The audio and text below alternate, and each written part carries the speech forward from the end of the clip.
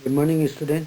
आज हम बात कर रहे हैं ऋग्वेद काल में, यानी पूर्व वैदिक काल। पूर्व वैदिक काल में अभी तक अपन ने राजनीतिक जीवन, उनका सामाजिक जीवन, पितृसत्तात्मक व्यवस्था, वेशभूषा और खान पान के बारे में पढ़ा।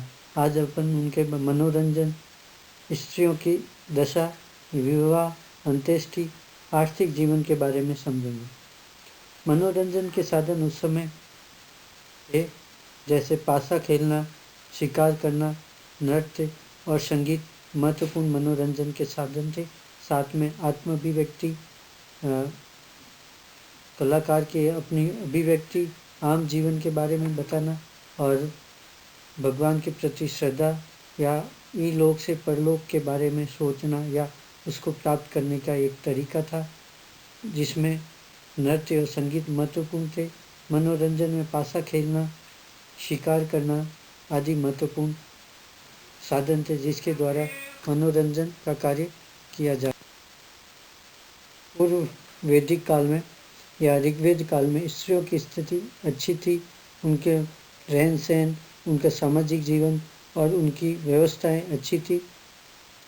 स्त्रियों को केवल राजनीतिक और संपत्ति के अधिकार नहीं थे, इसके अलावा सभी प्रकार के अधिकार उनको सार्वजनिक जीवन के मिले हुए थे। केवल राजनीतिक और संपत्ति के अधिकार नहीं थे।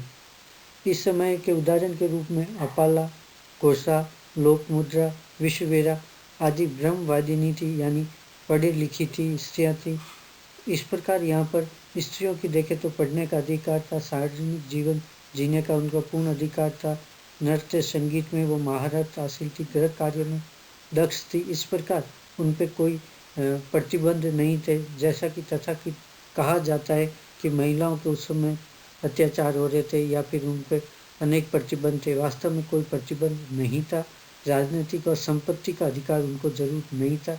इसके अलावा सभी अधिकार थे। वो पढ़ लिख सकती थी, वेदों का ज्ञान प्राप्त कर सकती थी, सार्वजनिक जीवन आराम से जी सकती थी। घूंघट प्रथा या आदि ऐसी प्रथाएं उस समय प्रचलित नहीं थी, या जो प्रतिबंध आज के दौर में या फिर कुछ समय तथाकथित प्रतिबंध बताए, वैसे कोई प्रतिबंध महिलाओं पर उस समय नहीं थे।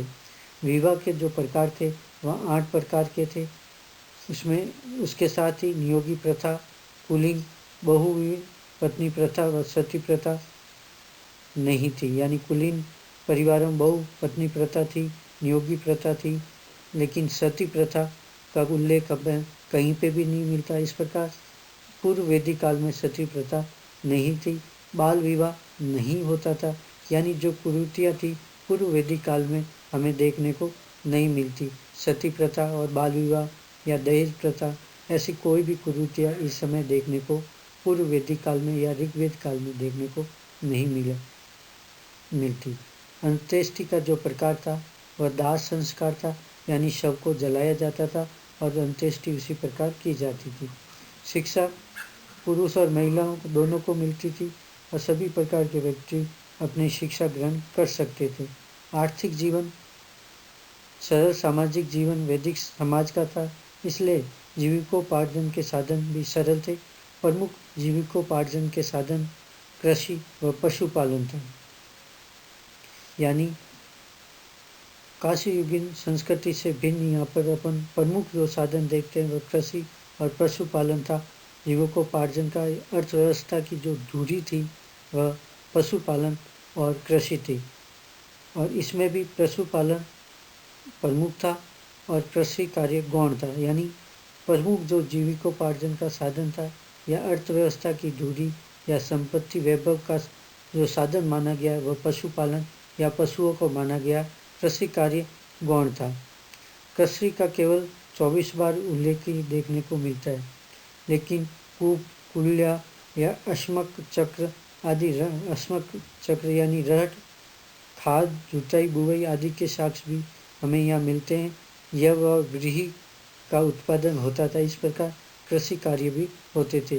पशुपालन प्रमुख थे, जिसमें कि घोड़ा प्रमुख यहाँ पर साधन के रूप में, गाय प्रमुख संपत्ति का साधन था। जिसके पास जितने ज़्यादा पशुधन होते थे वो उतना ही धनवान माना जाता था। इस प्रकार यहाँ पर ये देखने को मिले कि संपत्ति का जो मुख्य आधार या पैमाना था वह पशुपालन या पशुओं की संख्या के आधार पर था। व्यापार वाणिज्य भी होता था।